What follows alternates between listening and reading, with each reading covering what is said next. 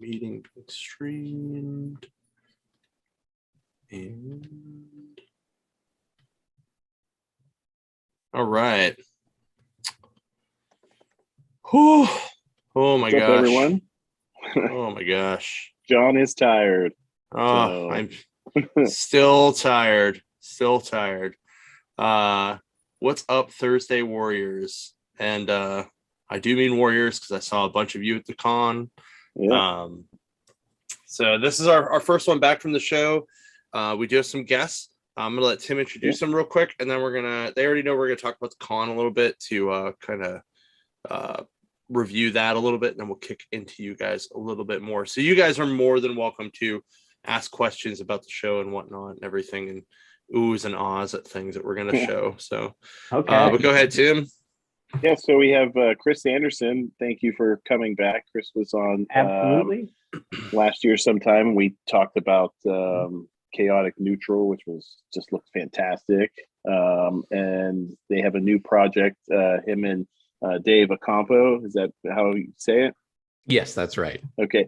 They have a new project coming out, and it's called Spectral. It just launched on Kickstarter. I think it's already like 30% funded or close to. Yeah. Yep. In like what, a day?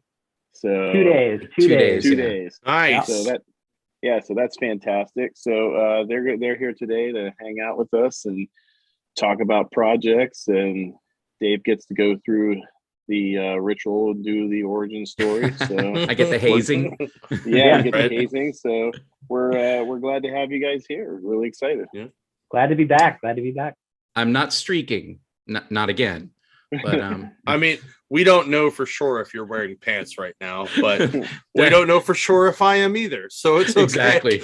That's the world we live in now. Pants And optional. Chris is our optional. first two-time returning guest, huh? Ooh. At least recently, yeah. Yeah. Since I've been on. I don't think we've had anyone else since you've been on that was a double hitter. Yeah. Actually, we haven't had a lot of repeats at all. Like I think Sean Gabrin and Todd and Ron might have been the only. Ron Friends might have been the only. Todd ones. doesn't count because he owns the store. And he all of us. Does a weekly drive-by, drink-by, whatever. So, all right. So let's talk about the con real quick, get it out of the way, and do a little review for these guys so they can hear about how awesome it was. Firstly, I want to thank everybody again for coming out. It was a huge success in my opinion. People were coming in the door till at least an hour before close both nights. All the comic vendors told me they did amazing. A lot of the artists told me they did great. There weren't a lot of people that told me they didn't, which is good feedback. At least I hope they were not lying to me. I'd rather them be honest to me, and most of them know that. So overall, I mostly heard good things, so I'm excited about it. We have a couple of weeks before we're going to start planning the next one. So please just hold off on being even more excited about the next one. But I promise you it will be, we'll raise that bar just another click.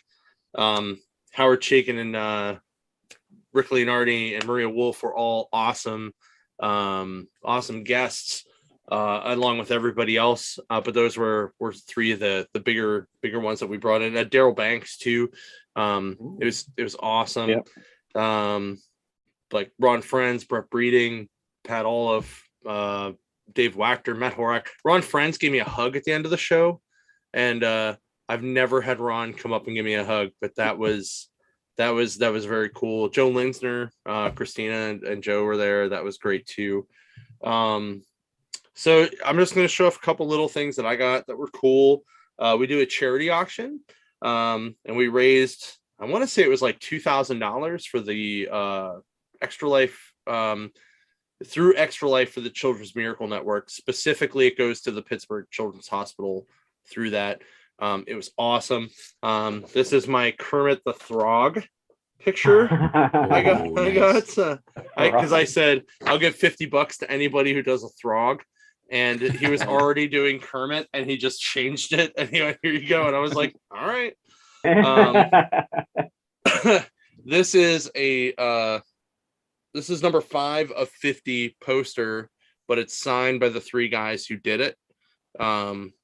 So Justin Birch did the lettering on top. Howard Bender, who's been a guest on the show, actually him and Justin both have been guests on the show. Howard drew this, and then Andrew Harmon colored it. And I just saw today that IDW got the rights for more Ghostbusters, so I imagine Andrew's going to color more of those because he's an awesome colorist and does a lot of Ghostbuster stuff. And this actually made me cry a little bit. So the last 3 years, I've been really trying to get the show to this very specific location. I had to deal with COVID. I had to deal with my boss not really wanting to go for it, but still eventually going for it.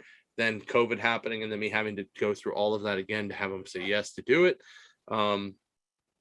And a lot of people had the idea of, well, all these other shows went down there and they didn't get bigger, they died. And it was worse. Well, I can tell you right now, our attendance was up from what it was when we were in the mall shows. DJ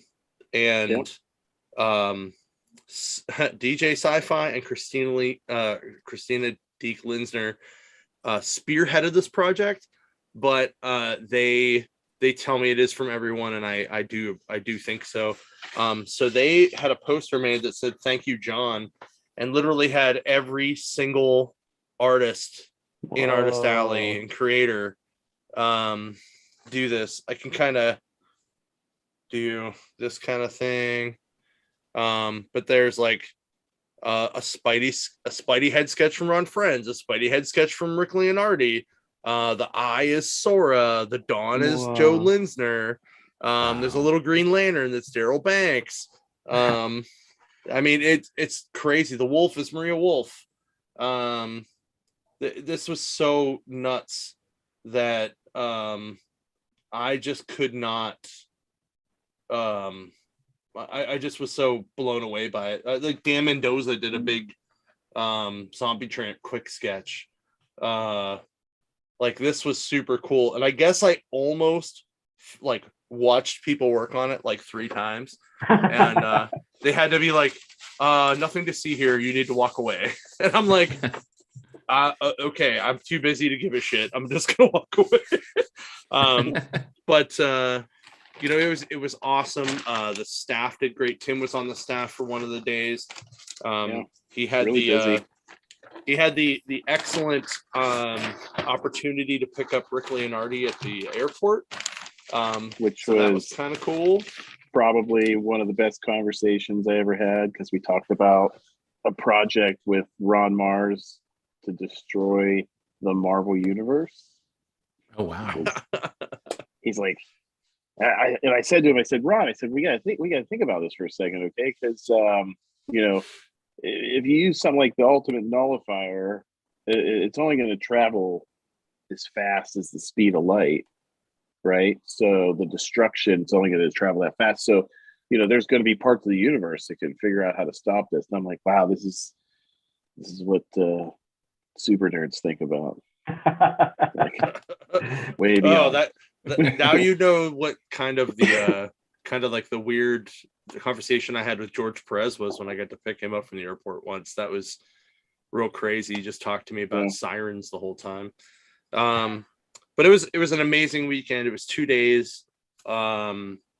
Saturday night, the beer release went well. However, Howard Chaykin did not sign any of the beer labels, and if you guys don't know, he is a recovering alcoholic. He's been sober for 30 years, so I don't blame the dude for not doing it. It was pretty funny though, because right after that, I I came back from dinner from that, and I walk in the hotel lobby, and there he is sitting there talking to Ed Pisker and Roland Mann. So it was kind of like, all right, I'm just gonna sit down and talk, and they're fucking talking about ice cream and custard, like, and I'm just like what kind of conversation did I come into? Hey, comic creators have to eat too, right? But the Spider-Verse panel where we had every guy that had worked on a Spider-Man book in one panel was awesome. The Howard Chaykin Q&A was great. It was a lot of fun. There was I got a lot of compliments from both guests and vendors, and and attendees, and even the convention center said like we were one of the easiest people to work with, because I was so prepared going in that it was like I'm like, well, I'm a little bit anal about this. It is kind of my baby. But I think one of the best compliments I got weirdly was from a dude on our staff, who I had never worked with on our staff. His name's Ray. He's super cool, Ray Colson, and he said that he has worked at like probably 15 other conventions in the area, and he's like, this was the best experience I ever had. There was no drama. Everybody was good. You guys communicated. Things ran smoothly. And I just want to thank him again for that. That was great. And then I want to thank Scott Smith and Justin Comp for being super awesome and being my other two blue shirts. We do a Star Trek theme. So like the guy who owns it, my boss, he wore the Captain Gold shirt, and then I had the blue Commander shirt, and they had blue Lieutenant shirts, and then everybody else was a red shirt crewman. So so you're disposable. Not really. They're not disposable. I'm thinking about my shirt choice for this podcast and thinking, is something I'm in trouble, you guys. Are there phaser burns on it? Because then you got a problem. But no, really, like Scott ran the front end pretty damn well, and Justin ran the floor so that I didn't have to, like, while I was answering questions and doing stuff, like they held their own really well, and I'm really proud of those guys. And everybody on the staff. So Tim, thank you again as well for being on that staff. That was awesome. And I hope you had fun with that too. I did. Cool. Yeah. I had a buddy who drove in from Columbus, and just to work on the staff, he's like, just give me a hotel room and you don't have to pay me. And I'm like, fuck yeah. He was there Saturday and Sunday, and he was like, that was one of the most awesome experiences I've ever had in my life. And all he did was take tickets most of the day. I recently last year brought him into the convention world. Like we went out to a show and date and that we're friends with, and he had a blast. So, and I got some crazier stories for later. But we'll get into that. Yeah. Tim already knows one of them. Yeah. At least the first half of it. I don't know if you know the second half of me calling the hotel to complain about things. But it was good. Thanks everybody again for coming out. It was really, really great. We'll see what we can do about next year. All right, let's dive in. So take it away, guys. Well, I guess we got to do Dave's intro, but Chris, if you have any updates on Chaotic Neutral that you want to talk about, we could do that real quick, and then we can jump into Dave's origin, and then from there you guys can talk about the new project together. Yeah, sure. Chaotic Neutral is coming along. Mark got real sick for a while, so it sort of slowed things down a bit, but we're playtesting the module part of it right now. We're almost done. It's a lot more exciting and complex than I thought it was going to be. I thought this was going to be a quick little sit down, play for half an hour, you go into a dungeon and you either die or you get the treasure, but it is not that at all. It's like way more expansive than I thought it was going to be, which is awesome. It's really, really cool. And you're going to get your money's worth. Just everybody, please, thank you for your patience for us getting it out. The artwork has been done for like 5 years.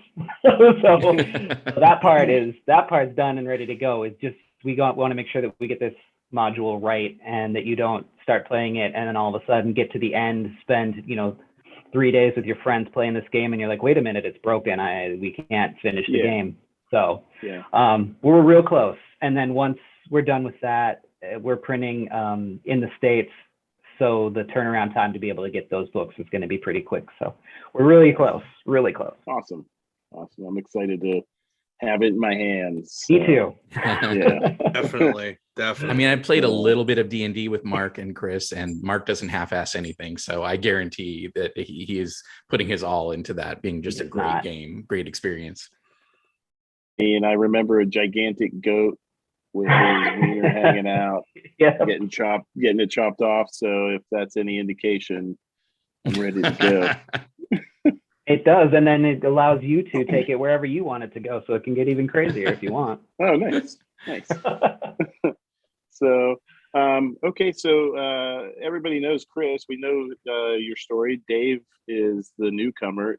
We usually do a thing called origin story. Just whatever you want to tell us about yourself. You can go back to, and then I saw the light as I came out. You can go as far back as you want. It's like came out of the womb. I decided, I want back in. Let me back in. So, tell us whatever you want about yourself, how you got to this point. And, yeah. I mean, I'll focus on the comics, obviously, side of things. So I'll skip birth, but okay. I mean, I've from always, like womb to immediate spin rack. That's what we're saying. I'm going to start with spinner rack. I'm going to skip over the womb. Okay. We'll start with spinner racks, but that was my, comic book origin in terms of comics were, probably as much of how I learned to read as anything else. They were plentiful on the newsstands, and I was like a Marvel kid, and I just thought that comics were amazing. I don't know that I really distinguished the different forms of storytelling. Like you go from a book to a movie to a comic, and I don't know if I ever had any difference, but I loved that, every month there'd be something coming out. Although at that point, when I was a kid, you guys probably know this, like you didn't read every issue. You got whatever you could get. And, a lot of those books were set up so that, it could kind of fill you in.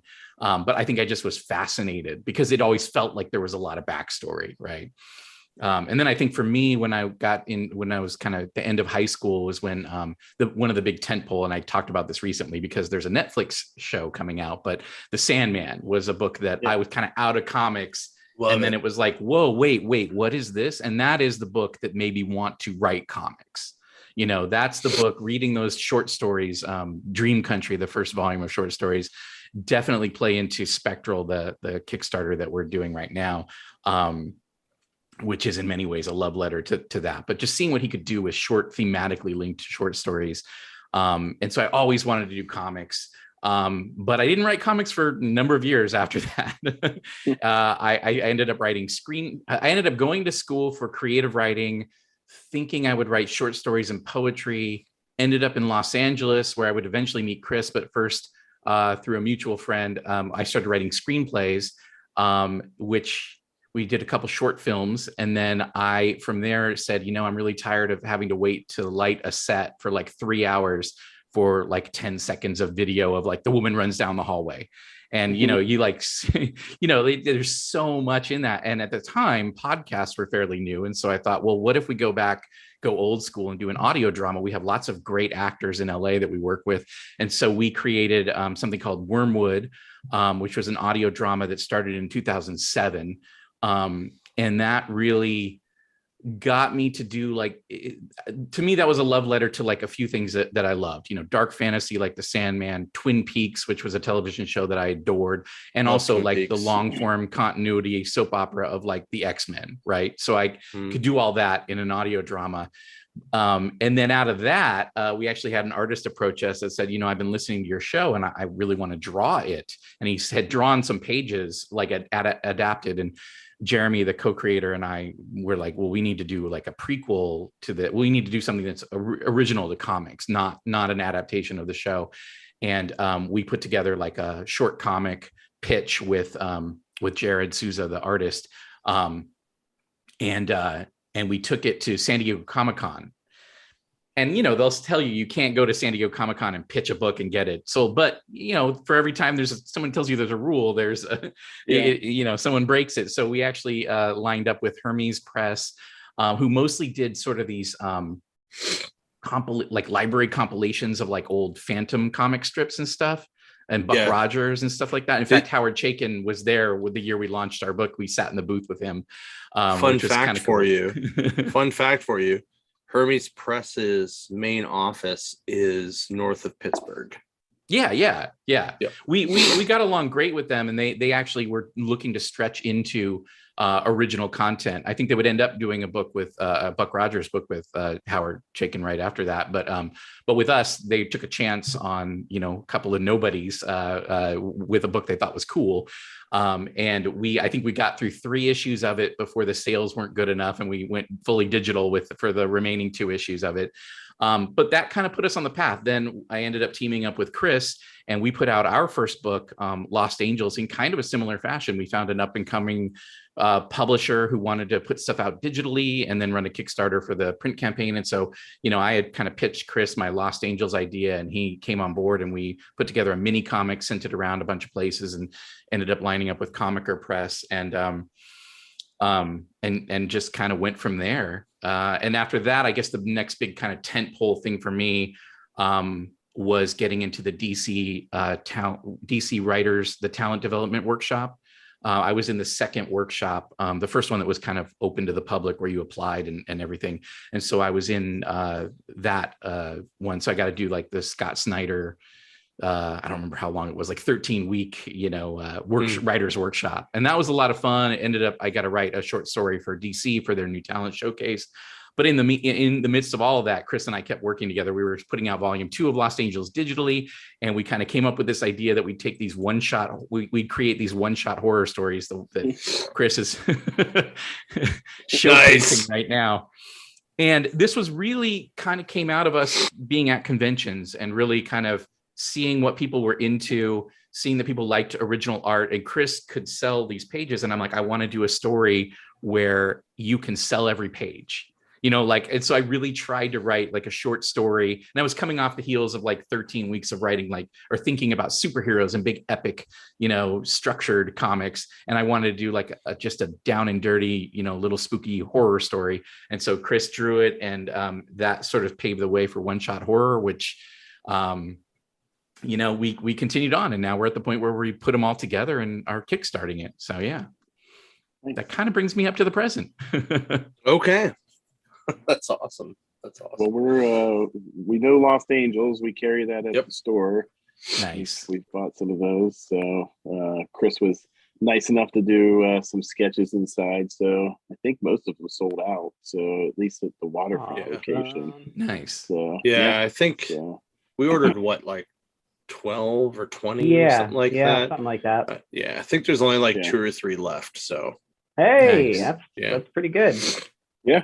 Five at most. 5 at most. So, I'll have to touch base with you guys, and I have another graphic novel that came out in between all those called The Margins, which I didn't work on with Chris, but with this amazing artist, Amanda Donahue. It was her first comics work. She has an animation background, and so me and my buddy Paul Montgomery, we wrote this, and it was published by Fanbase Press. I don't know if you're familiar with them, but it's a book I'm really proud of, but it doesn't get enough exposure. I need to get it out there more. So, but it's a really good graphic novel. Yeah, absolutely. That's awesome. So the new project, you guys want to, whoever wants to talk, but if you want to tell us about the new Kickstarter that launched 2 days ago. Yeah. You want me to take this one, Dave? Yeah, I've been talking. Okay. So, Spectral, a showcase of fear, follows a character named Professor Spectral and his magical mystery puppet wagon around town to tell stories to the kiddies to delight and terrify you. So like Dave said, it started off with us doing these short 12-page stories, and each one of them, we started with Devil's Skin, and it had just a spot of red color in it. So we said, well, hey, that was a lot of fun. Let's do another one. So we created Witch Heart with just a spot of green in it. We said, well, let's work our way all the way through the spectrum. So next came Wolf Moon. And then we decided to do something a little different. We released an Instagram story version of a book called Dollhouse, which we ended up printing a few of the smaller books of. But if you go to Dollhouse Comic on Instagram, you can actually read the whole thing right now. And then we went to blue, we did Afterlife, and purple, we did Deep Thirst. And so we wanted to collect them, but in order to collect them, we had to come up with a story to go through. And we wanted to do something in the vein of, the EC horror stories or Creep Show, which you guys know I worked on. Yeah. So I wanted to keep the momentum going with that, draw in the fans that we brought in from Creep Show too. And it just so happened that a friend of mine that I went to, well, I didn't actually go to school with him, but I knew him in high school. We worked together in high school. His name is Andy Jensen. He, this puppet right here, he built this puppet, Skeletor puppet. And nice. He owns a company called Son of Jen Puppets, and he started making puppets based off of our one-shot horror stories. And so when we were trying to figure out how to connect the stories together and make it into this cohesive book, we were just kind of like, well, Dave was like, well, why don't we make it a puppeteer that tells these stories?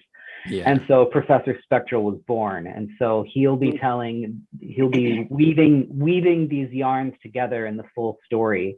And that's kind of basically what the book is about. And then you get into the like the rewards for the Kickstarter. And Dave, if you want to talk about that a little bit. I have some of these. Are these the puppets that you're Yes. Yeah, that's the creep. That's the creep from Dollhouse. Yep. And that's the wolf from Wolf Moon. Yep. Yeah. That's awesome. Yeah, these are great. There's the devil from Devil Skin. Chris is absolutely right that like we knew that we had printed 4 of the books and we just printed those on our own to take to shows. We just knew that people responded to them well.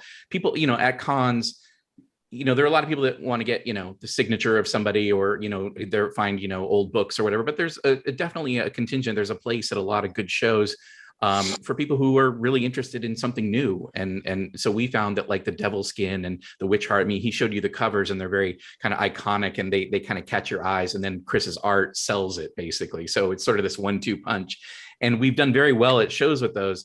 But I knew that when we kind of brought them together, and we always thought, well, look, we're publishing these ourselves. Kickstarter should be the way we bring this all together. But we knew that we wanted to add, I knew that I didn't want to just have it be a collection of the individual books that we've already printed. I knew that I wanted to make it really special. Like if you buy this book, you're going to get something that you don't get from buying those individuals. And that's where the idea of the framing story came in. And it just so happened that Chris was like, yeah, my friend Andy asked if we could make these puppets. Aren't these awesome? And I'm like, oh, and I started picturing like this, really strange, creepy puppeteer, with like a little like kids puppet theater wagon that opens up, but there's something really sinister about him. And I was thinking a little of like the Japanese manga artist Junji Ito and kind of the way he might do something. And so we kind of just are like, yeah, let's honor those puppets and bring them into the story. And then, so it just seems really self-fulfilling, like really prophecy fulfilling in a way that like we take his puppets, we turn them into, he bases them off Chris's designs.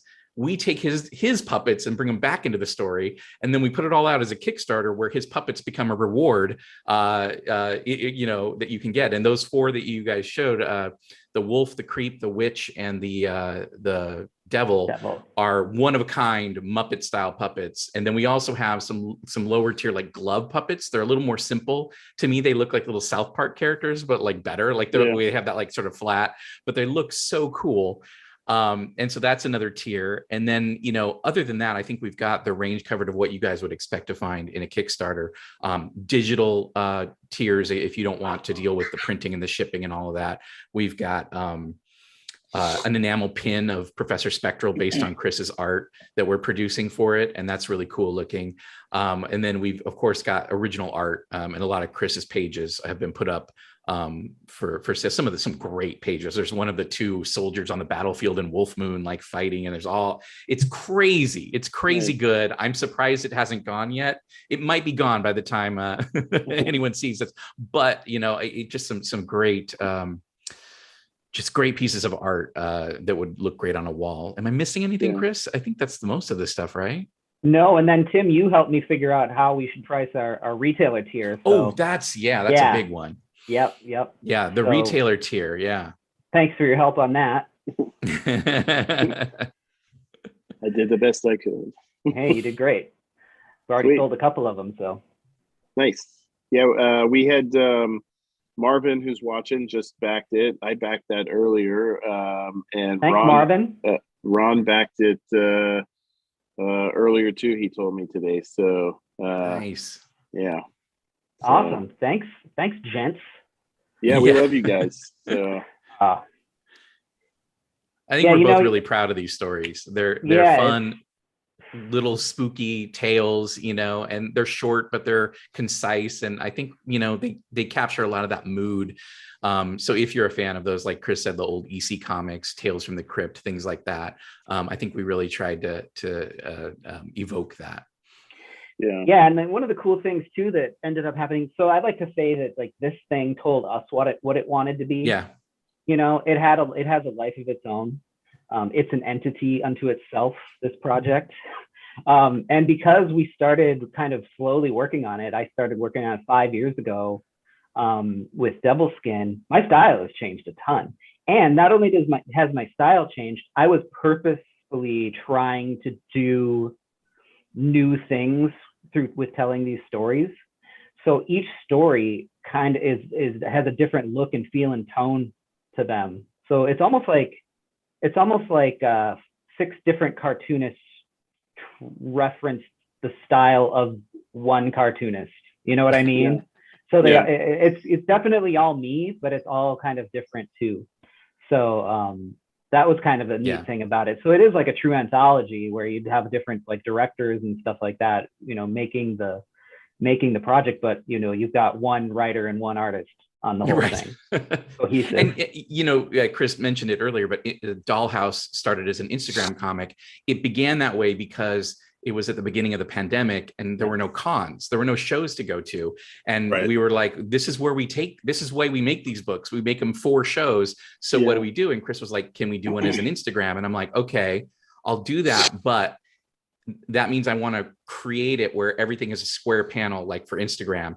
And then I want to figure out how those assemble onto a page. And so we figured out a way to take, so if you go and read the comic, the Dollhouse comic on Instagram, you get it sort of panel at a time, right? Yeah. Here in putting it into the book, it's 6 panels per page. And I added the extra touch of giving it those little tabs, like in an old photo album.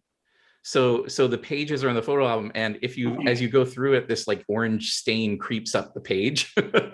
So that's an example of me trying to like, look, Chris, you're giving me a challenge. Can I do an Instagram comic? And then me sort of throwing it back, going, okay, but it has to be done this way.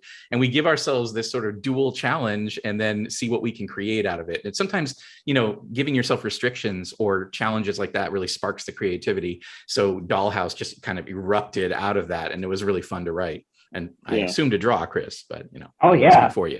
Yeah, I drew every single page was like, you know, a square out of an 8 or a 9x12 piece of Bristol. So every panel I was drawn large. So that story itself is a stack like this big, you know. Oh wow. We like, have you guys ever done like the webtoon style? Because it sounds sort of like that, where it's like a constant scroll storyline. The infinite scroll. No, we've never done anything like that.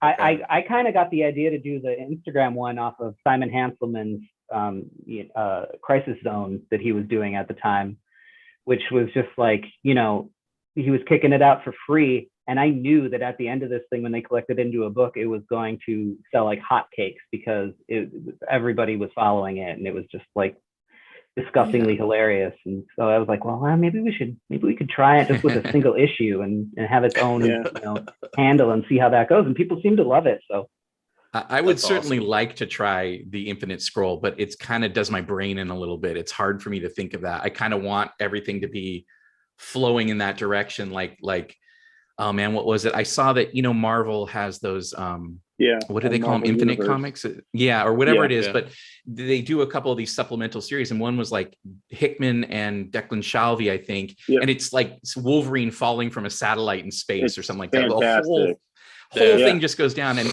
I don't know. I was reading it going like, this is amazing. I don't know how to think through this story, like as a writer. So again, per that thing of like giving yourself a challenge, I probably will end up having to do this at some point and dragging Chris along with me. I haven't tried one of those yet, but I'm intrigued by that. I think, you know, the more pushing comics. I mean, I'm, you know, he and I were doing this trade paperback for a reason. We love the printed packaged product.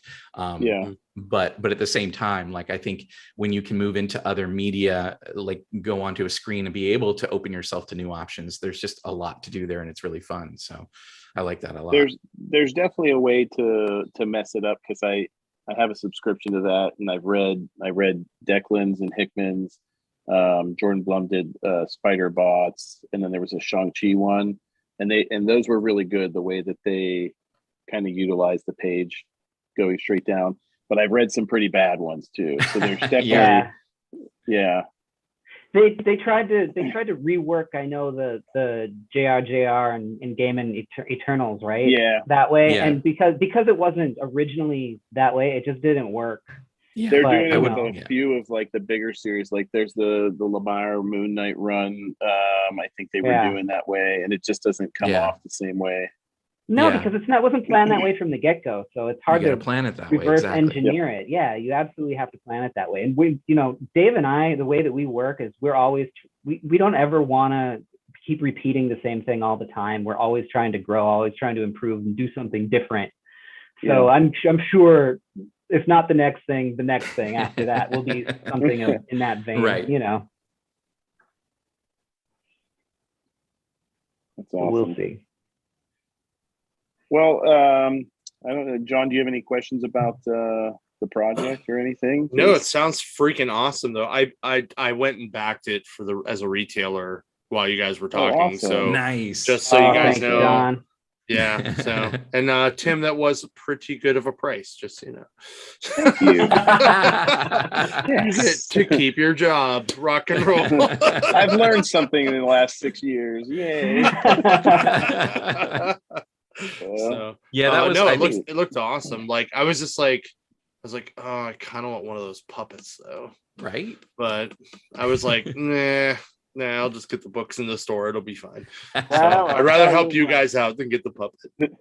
Well, you can always add it on afterwards, right? Yeah. Hey man, if you happen to have one at Heroes Con in a couple weeks when I see you, I may or may not have cash for it. Just saying. Ooh. Don't think I'll have them on me. Andy's got them all, but we can make it. We can probably figure out a way to make it happen. If you really want it to happen, I think we can make it happen. I feel like this is almost like the story of the Ugly Dolls. Like, do you remember the Ugly Dolls?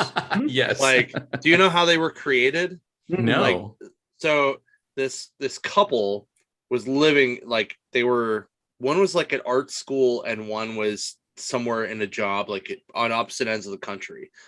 And the one that wasn't in art school would write handwritten letters to their significant other in the other side of the country, but would draw these really terrible figures and be like, oh, I love you, blah, blah, blah. Here's this figure. And he would try to like make a collection of these dudes.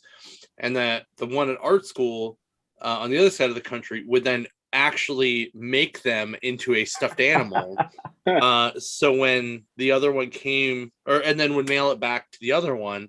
So he had like this collection of all these dolls. And when they finally got married and were living together, someone saw them and was like, what the hell are these? Told them the story, thought they were cute as hell. And they just mass produced them. So it almost kind of sounds like that kind of thing where it's like, here are these puppets. Yeah. We're going to work them into a story and vice versa. It's true. Yeah. You know what? I've got this weird feeling the way that this book has gone so far, like I said, telling us where it's going to go. It's probably going to tell us something like, yeah, Andy's going to blow up and Son of Jen puppets and the spectral dolls will become the next craze. We'll see. I don't know, man. Then you got to move on to like action figures. I mean, you could do the puppets at the booth though. They do well. Okay. I know one of our avid guests and listeners, Marvin Nguyen, was at our convention this year, last weekend at Comicsburg, and he had action figures of the guys from The Edge, I believe. I don't know how well they sold, but I meant to go by there a bunch of times and check them out, and I was too busy. But well, if nothing else, it draws people in. I know that. Yeah. And it's just kind of like, what is this thing I don't own? Yeah. Right. Yeah. So definitely cool. I definitely think you should try to get a couple for the your booth and just kind of have them up there. Just make sure they don't walk away, of course. Well, hopefully they're sold by then. Yeah. That's the also fair. Yeah. And the thing is like if you go in and back it and get one of the puppets now, then you guarantee that you will have one of the originals. So if this does turn into a Cabbage Patch kind of thing, you probably want to get on this thing and get it now. I mean, I can see like little owning plush one of the original rings. Yeah. Like, what's that? Yeah, I could see like the little plush key rings. Like that would be sweet. Yeah, that'll be way. You guys gotta market this shit, guys. Yeah. Come on. Come in. Let's get over the hump first, and then we'll blow this. Yeah, thing exactly. up. It is so funny the way it's all developed, though, because it started off with like just us wanting to create a little short story that we could sell at shows, and we put all of our art and design and writing into it, and then now we're at a point where someone's making puppets for us based on those characters. I mean, that's wild. Yeah. I think that's the thing that I hear a lot of people like, if I want to read something that's different from superheroes that, and that has a lot of creativity, they go to indie books, because indie books, especially if it's like it through Image or something like that, it's all creator owned. They get to do what they want, and they enjoy what they're doing. But then you take it a step further and you do it on Kickstarter, and you get all these little cool things that you don't get just from buying, say, an Image book. Exactly. And I think that's what makes Kickstarter a lot of fun, is seeing these packages that people come up with, and the creativity that goes into that, because I think it all flows from like the creativity of the book and the energy that you put into it. Because like, oh man, what if we did this, or what if there was this? Yeah. So absolutely. I think that's the thing I like about backing things on Kickstarter and sharing those things, because it's just that oozing passion. So we got a lot of cool things planned too for stretch goals once we get past that point. So if we can blow this thing up, if everybody listening goes out and gets the puppet or original art right now, we can blow this thing out of the water and start getting even crazier stuff. So yes. Yeah, but we want to keep that. We want to keep that under the table for now. So I definitely have the same feeling, though. I love both Chris and I back a lot of Kickstarters, and that's the exact reason. Is that it feels a little more like you're getting this sort of personal, real passion project, and I can 100% say for us it is a passion project. Like this, every page of this book. So Chris does all the art. I write the stories, but I also design the packaging of the book, because I'm a graphic designer as well. And so like this thing has been designed and drawn and written within an inch of its life. It's just, we poured over every page, and it just made sense for us to take it to Kickstarter, and then to think of all the things that you mentioned, like, okay, what if we do an enamel pin? And Chris sends me a picture of the shot of Professor Spectral, and I send it to the design people, and they come back with a proof, and we're like, oh my god, that's amazing. And now we have a book and pin tier, and Andy's puppets. I mean, it's those cool little add-ons that you can't that you don't always get just through standard means, and I think that just adds something to it. Yeah. Now, awesome. I know Chris is always busy. I don't know if he ever sleeps. Not lately. But Dave, do you have other things like in your head that you're man, down the road I really had this idea and I really want to work on that, or is everything kind of still just focused on Spectral right now? Well, we always have stuff in the works for sure. I don't know if Chris has mentioned it when he was on here before, but he and I have like 3-4 pitches that are like developed pitches that we have out there. So we're always kind of trying to think of new comics to do. Right now, I don't have anything I can really talk about. I wrote a novel, with comics, with any sort of creative endeavor, you have your ups and downs. And when the pandemic hit, it kind of came at a point when I kind of was between projects and stuff dried up a little bit. And so while I've done various things over the years, I think more in the last couple of years, this Spectral has been a thing that's kept me going. That, and then like writing a fantasy novel that I've had in my head for years.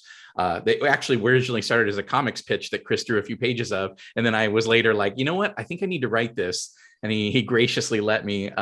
So I'm looking for a home for that right now.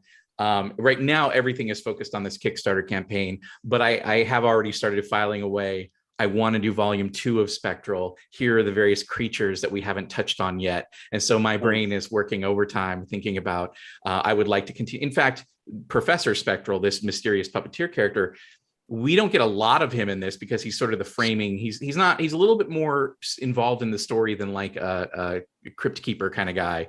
But at the end, there's this sort of notion that he could play a much bigger role. And so I'm already getting ideas for that. So yeah, I'm always coming up with stuff. And Chris and I think what we're really hoping, just, you know, for anyone out there, is that if the Kickstarter has become a very viable way for independent creators to just really put that whole package together and get it out there. And I can tell you right now that if Spectral is a success, I guarantee if not a volume 2 of Spectral right away, one of our other pitches may just go right into the works as like the next book that we produce, assuming Chris can make time for it. We got to work it in, but we have talked about just continuing this and, you know, putting out books that way, because there's no shortage of ideas and stories that we've developed. That's awesome. Have you guys, because I know like some indie publishers like Aftershock, SourcePoint, a lot of those guys do, like, they just do a Kickstarter to launch the book, and they would do that kind of stuff too. Have you guys pitched to any of those, or are you trying to steer away from that just because like you want to take your time and do it your way versus like feeling like a crunch of a deadline to get something like that out? I'm just curious, as someone who doesn't know that end very well. I was just, you know, I'm just always curious about that. So we're always open to talking to publishers, you know, all the time. But what were you going to say, Dave? Oh yeah, no, I was going to say that. I was going to say it's a little bit of everything in that.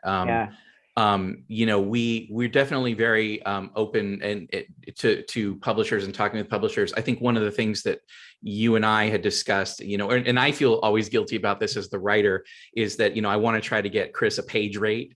So we talk to publishers that we think can offer a page rate or something, or, you know, like, you know, Image, if we know we own all of it and get, you know, a healthy chunk of it and get the exposure, it might be worth it as well. So, but it is a calculation that goes on in our heads. It's kind of like, okay, if I'm, you know, if we're going to publisher X, Y, or Z, you know, what can they do for us? Is it a good fit? Is it worth it? Or is it something, because we, you know, we've worked with smaller publishers and, you know, where we don't get a page rate or don't get money up front or whatever it is. And that can be tough on the artists, and it slows down the whole process. So if we could use Kickstarter to bypass some of that, because, you know, I love all the various publishers. You mentioned a lot of really great ones, and there's others that we talk to and have friendly relationships with. But sometimes it's like, oh, we just put out another book like that, or like I literally got one that was, and this is not a bad thing at all. It's just like, oh, we're doing no more space related books right now. You know, and that's fine. They had a glut of them or whatever it was, and they don't want to do anymore. And so I've got this space opera book that I'm dying to do with Chris, that we created a great pitch for, that is sort of political and timely, and I'm very passionate about it. But, you know, like I want to find the right place for it, and it's not just like wherever. It's sort of like, you know, finding the right fit and being able to have that dialogue with a publisher and you know, just get it to go. Yeah, that's cool. I just didn't know if it was more like, you know, obviously not being a creator myself, I don't know, but I've definitely hung out with enough editors and stuff like that, that most of them look for 2 issues in the can, 3rd one being done, and like a decent timeline of when that series would be completed.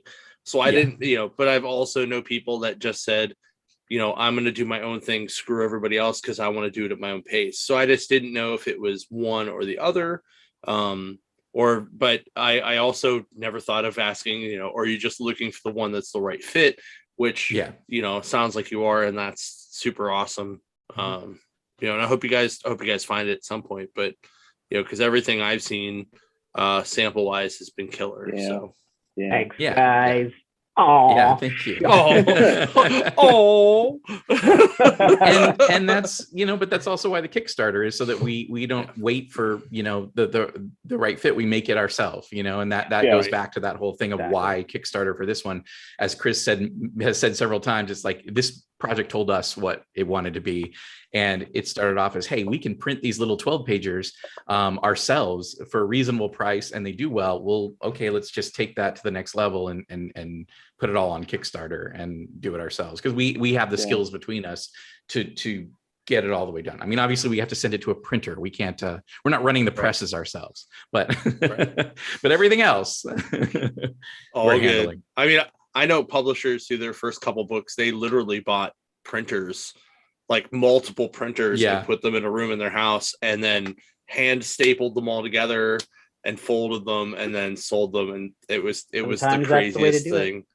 Yeah, it was the craziest thing I'd ever heard of, with like how easy it is to just get something mass printed right now. It's like, really? Like that's nuts. But I guess like when you're talking about like the late 90s, early 2000s, when a different time. Yeah, like like a color jet was not exactly a cheap come by right there, you know. So if it was black and white, you might be okay, but you know, nobody wants a dot matrix, like, you know, you'll rip the sides down on the little lines. That'd have been hilarious. That would be great. That's a great idea to print a book like that now, actually. Yeah. Yeah, especially if you did it in like the what DC's doing with Black Label, that bigger, like almost magazine size. Oh yeah, and do it and just like, you know, the pages on the inside have the dots. You'd have to pick it up. Like you'd have to pick it up as a scroll. Yeah, like accordion style. Yeah. That'd be freaking awesome. Don't give us that challenge. Okay, Chris, we have to tell a vertical accordion folding story. Yeah, but if you read it too much, eventually the papers would just separate. So right. Oh, yeah. So, I mean, Chris probably has a story like this too, but like the first comic I ever made was in high school, hand drawing it on computer paper like that, like tearing the edges off and then like drawing it and then handing it around in class page by page. I think I had 80 pages of a book called Psycho Ninja. That was my first comic. That's how you do it, right? I bring Psycho Ninja back. Time is now. I know. I still have friends from high school that will every once in a while, are you ever going to do anything with that? Let me know. I'll put it by my Fat Ninja collection, which is a legitimate comic that has been printed. This thing is selling itself, Dave. All right. I have to move it up on accepted. the list. Next Kickstarter. Oh, and anybody that's watching too that wasn't here when Chris was on the last time, you have your Patreon also. So I do. I have my Patreon as well. Yes. So I'm kicking out a lot of process stuff on that right now. So you're seeing a lot of stuff that I can't talk about and I'm not supposed to be showing, but you know, there's a paywall, so they don't know. Yeah. Right? It's like OnlyFans, right? Right. There's definitely a paywall. So many jokes that I could say, but I'm just gonna keep it to myself. I was the same. Yep. I was like, I just thought it was funny that when OnlyFans started, it actually was for like more like the Patreon style thing. Yeah. And then it like totally took a left turn. It like blew up. But hey, whatever. Twitch is going to turn into soon, I think. Oh, yeah. You're not wrong. Everybody just playing video games in a bikini I mean, it's in the name, isn't it? Twitch. Oh yeah, I guess so. I mean, if it was called Cringe, it would be a little better. Yeah. So, that's what we're gonna do, Tim. Like, we're gonna have to do the 4th of July special where we're wearing bikini tops and playing volleyball virtually. It'll be most viewed. Geez. We can get online and play through our PlayStation. We can play something. That'd be funny. Okay. Yeah. That sounds better than me in a bikini top. Oh no, you still gotta do it. You still have to do that. Yeah. Come on, man. If I do it, you do it. Be a team player. This is high school all over again. Did it ever it'll be fine. It'll just be funny to watch us do a Twitch. That'd be really. We actually have a Twitch channel. We just don't use it at all. So, but we could totally do that. That'd be really funny. Just go on there and play something really weird. So, but anyway, I put the link down in the chat. I will post this up on our Facebook and Twitter page, and hopefully in a week's time, if not less, you'll be fully funded. So that'd be amazing. Yeah, that would be so great. That'd be so great. Yeah, we're a quarter of the way there, and I feel pretty good about that. A quarter of the way there in a couple of days is a good sign. We were trending on, I don't know, one of those things that we were going to make, like, you know, almost $80,000. And I was like, Dave, we're gonna have to work for the rest of the year off of this baby. Like that. But the reality is it's probably gonna come down to the wire. But yeah, I'll take that's it the either nature way. of Kickstarter. I'll take it either way. Hey, every little bit counts, and little by little we're ticking up, and it's great to see that. It's fantastic to see the support we've already had. Yeah. Here's a random question. On the other side of Kickstarter, what is the coolest Kickstarter reward you've gotten personally from backing something? Oh, that's a really good question. Yeah. Just one each. Dang. One each. I don't need the plethora, unless you bought like a bunch of dolls. But Oh my gosh! Don't do this to me. I know. I'm trying to think right here. Or one of the coolest. It doesn't need to be the actual coolest, but like, what's the first one that comes to mind when you think about that? Dave, you go first. Yeah, the one that's immediately popping to mind is this is a few years back now. Greg Rucka and Rick, is it Burkett? Did this book Lady Saber. I think it was a digital thing first or online. Yep. The resulting package out of that I got in the mail was really great. I mean, it was this big oversized hardcover book, and then there were all these extra ancillary pieces that stuff that Greg had to write, and there were paper dolls that came with it, just all sorts of really fun stuff. So that one jumps out of my mind of like me getting the package in the mail and going, wow, this is a really cool set of things. I think, that's me, Chris. Hopefully I bought you the time. You did. I've been loving backing Jake Smith's Blood Force Trauma books. He's been putting them out one at a time. I think he's on what is he on? Gosh, like five issues have come out one at a time so far. But I remember back in the day, he put out his first, I think it was his first book called like Off the Beaten something. I can't remember what it was called, but I just remember seeing the artwork for that and being like, wow, I've never seen this guy's work before. This guy is going to be somebody. And then finding out at the time he was just like a kid and like getting really mad about it. Like, what? How's this kid so talented already? This guy's going to blow up. And then I can just see his trajectory like taking off. So it's been a lot of fun backing that one. That's awesome. Sure. Have you guys read that at all? Blood Force Trauma? I have not, but as soon as you said it, I just pulled it up to look at it, and the artwork looks amazing on it. Dude, it's awesome. I think someone else recommended that to me. It might have been over the weekend at the convention, but that sounds real familiar. So he's gonna be in that modern pantheon of like Daniel Warren Johnson, James Herron kind of thing. I think he's like right on the cusp of hitting his stride with his style and everything like that. Yeah, he colors it too, and the colors are bonkers. I can see what you're saying with that, with the style and the colors really awesome. Vibrant and bright and just Watch out for that. By the way, cool one. Your spectral backing is now at 25% due to one of our listeners. Nice. Yep. Sweet. Chris, what was that one? Was it Jim Rugg? What was with the black light? Oh, Octobriana. Octobriana. That was another cool package that I got in the mail. Yeah, I thought that was a really John cool. John got me a copy of that as a thank you and got it signed. Nice. That was Jim lives around here. Mm-hmm. Yeah. That was another probably I really liked. Actually, I will be. Never mind. I think he's still in Ireland. I was like, I'll probably see him Monday or Sunday because I'll be at our Pittsburgh Mill store and he shops there a lot on the weekends. But then I remembered he's in Ireland, and that's why he didn't do our convention. Sad panda. But Jim and Ed and Tom, like all the cartoonist kayfabe guys are freaking awesome dudes. They're definitely like a very specific kind of humor too.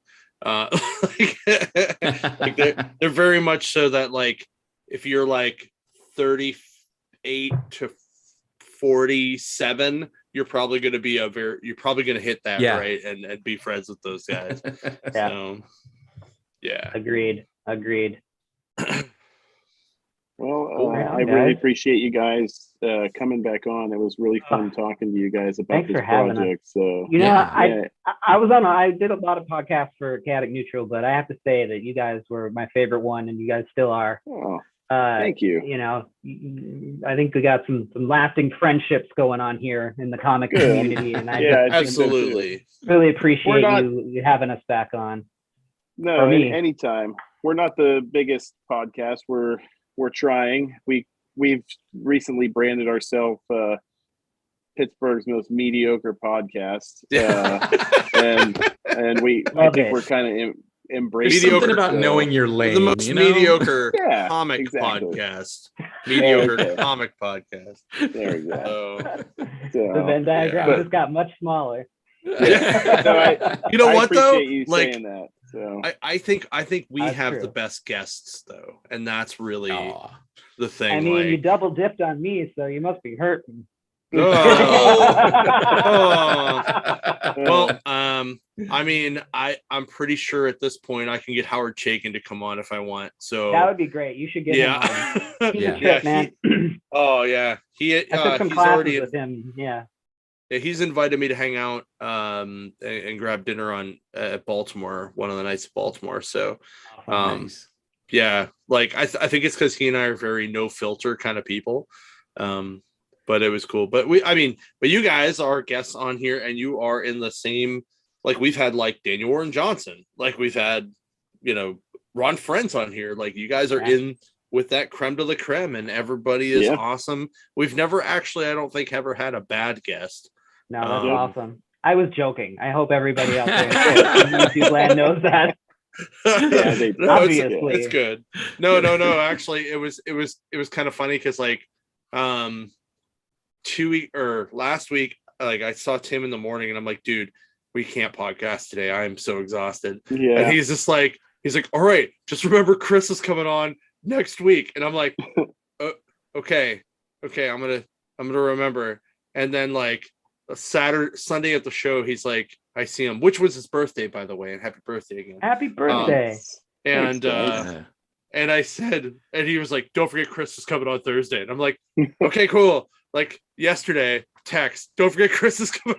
I'm like, dude, I remember. I'm not. Well, listen, man. Listen, you just got done putting on like what sounds like an incredible con, and with no easy feat. So it's probably good that Tim kept going on that, because with all of that going on, it's very possible to forget things easily. Trust me, I know. I even told him 25 that. I said, chainsaws. Yeah. I told him. I said, I'm just gonna keep telling you. I said, because I know you have a bunch on your plate. I said, so don't punch me. Like I'm going to make sure that you know that you don't forget. So, I mean, and I did the not least punch I could do. So, I came close at one point, but no, just kidding. But no. I love having you guys on. Like.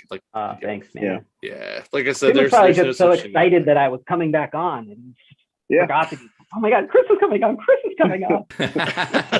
Yay! That's like the clapping monkey. Now, so. No, it is cool though, and and it's also cool that once we do these kind of things, like when when I get to see you at Heroes, it's going to be cool for me a lot. Like Tim got to experience some of that stuff, that kind of a vibe at our show this weekend, where you got to meet Maria Wolf for the first time. And me too. Like we met Maria, who is awesome. If you haven't checked out her art, you make sure you check out her art. But it's those kind of things that I love doing. Where I'm like, all right, I'm going to a show. I'm gonna meet this dude because I've only ever seen him through Zoom, or I've talked to him on the phone. Like to me, it's like it brings it to a whole different level, because now we already kind of know each other, so it's not like super awkward. That's one of the best things about cons, man. That's why I miss them so much when they went away. I mean, writers and artists, on our side, like it's a solitary existence. You got to be at a keyboard or at your drafting table, so much of the time. And then, we can meet people online and have people that we admire, or friends even that we don't see that often. And then, actually getting to meet and hang out with them at shows is sort of one of the great things for me about cons. That's always been like the really fun part for me. As big as San Diego Comic-Con gets, and it's too big, but I can avoid the media circus and I can go have drinks with some good friends that I only get to see, once a year. And I love that. Absolutely. I had something and I totally lost it. I was like, holy shit, my phone just blew up. And I was like, gonna check these later, but the only thing that I noticed on there that I need to tell Tim is, dude, For All Mankind started again today. Oh, did it? Yes. Ooh. All right, I know what I'm doing. So if you guys have never watched that, it's on. It's an Apple Plus original. It's basically a twist on the space race where the Russians. Oh yeah. I haven't seen it yet. And everything just kind of like snowballs from there. Yeah. So the last season ended with people on the moon fighting with guns. Yeah. Nice. So thank you for the heads up. And they skip like a decade every time they do it. Like the first one was like the 70s, where like the space race, like the late 60s into the 70s, where like they actually get to the moon. And then the second one was like late 70s into the 80s. And this one, at the end of it, the outro music was Nirvana. So we're like, oh, I guess we're going to the 90s. Nice. So cool. That's neat. I've been listening to the 3 Body Problem while I work right now. Nice. And I guess they're making that into a Netflix series. And I have no idea how they're going to do that. Do it? Because it's all over the place. It's going to be nuts. I don't know how they're going to do it. Yeah, I watched the first part of Miss Marvel. I really thought it was good. Yeah, it was really good. Yeah, I think we're going to talk about that more next week in like a full-blown spoiler version. Yeah. So that's the perfect way to describe it. It was very charming. Yeah, it was. Charming. I thought it captured Kamala Khan's persona, even with the changes they made. Like it still felt like her. It was the spirit, even if they changed the details. Yeah, 100%. Yeah. And I also liked, I mean, it just felt very different to me. This is non-spoilers because I know you guys are going to go into it in another week, but the vibe I got out of it watching it, I'm like, this is like the Gen Z version of a John Hughes movie for like the first 20 minutes. It's just all high school and the tropes and the parents don't understand you and all that. And I'm like, this is great. You know, it's a lot of that Tom Holland Spider-Man energy to it. Yes. Did you ever see the kind of did you ever see what the hell was it? Easy A with Emma Stone? It kind of had that vibe to it. But she was more like the senior, where Kamala Khan feels more like maybe a sophomore at this point. I think she's a sophomore, junior. They said, because she's like learning to drive. Like she goes and fails her driver's test. But like part of it, I was like, oh my god, this is like this felt closer to my high school years than like anything we've seen in a Spider-Man movie since agreed the original Raimi ones. So. With the fun addition of being able to see like hero culture in the MCU, like that they would have hero cons that aren't comic. Like I could see it and be like, oh, it's Comic-Con, except it's with real heroes. And I thought that was play. that was interesting. I'll tell you the one thing that I liked about it, and I won't get into anymore, is that they didn't feel this need to explain she's Muslim and there's all this and this is how this works. It was just this is what it is. It's normal.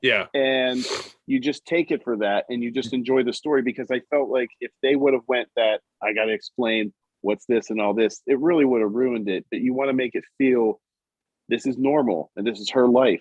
And I feel like I connected with it so much better because of that. Yeah. So everybody can relate to like feeling like an outsider or having like the baggage of parents, and maybe the details are different, but there's a lot of cultural similarities even, like restrictive parents come in many different forms and in many different cultures. And so that was something I always loved about Miss Marvel, the comic, like as I felt I immediately like this is specific yet universal. And when you pull that off, I think that's where you get your sort of Spider-Man level of like character that, can last for a long time. So I'm glad to see it following through into this series.